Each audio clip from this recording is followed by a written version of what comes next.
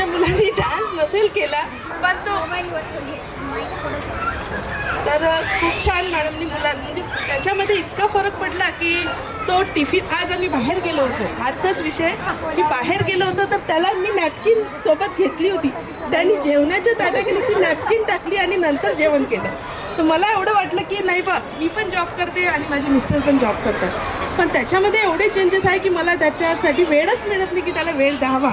पण मॅडमच्या आणि सरांच्या सांगूच शकत नाही की त्यांनी काय केलं असेल त्याच्यासाठी. मला खूप आनंद आहे आणि या शाळेबद्दल तर खूपच आहे, कारण माझा मोठा मुलगा ज्या शाळेला होता मला खूप त्रास झाला. जॉब करायची, त्याला आणायला जायची, त्याचे शूज बास्केटमध्ये यायचे.